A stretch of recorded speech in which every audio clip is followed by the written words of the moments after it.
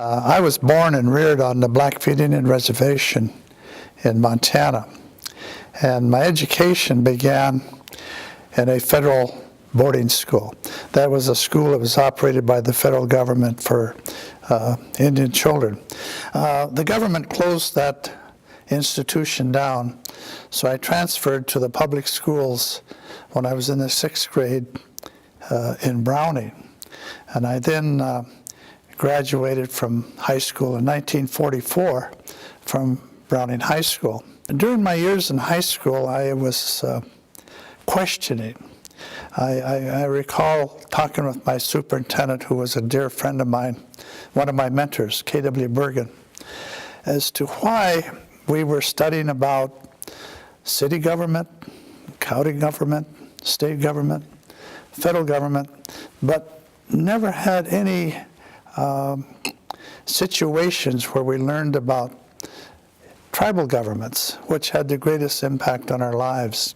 My mother always wanted me to be a priest. She was a devout Catholic.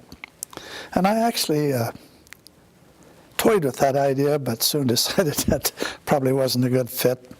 Some of my relatives, they thought I should go into law. On my own, though, I decided that maybe education would be a better fit for me.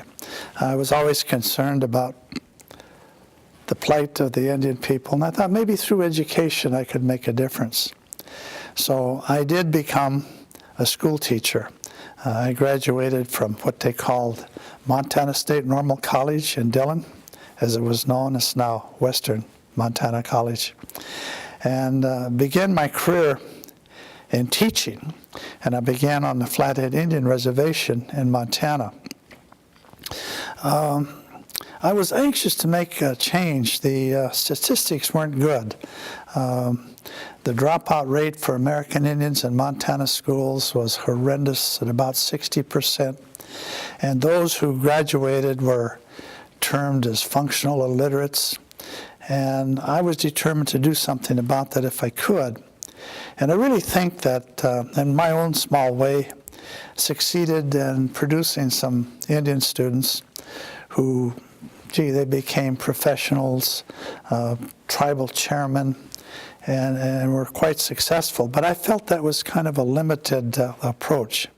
I decided on my own was that to really make changes, I had to really begin to learn and understand and how to cope with the political system, the economic system, and the social system of the United States.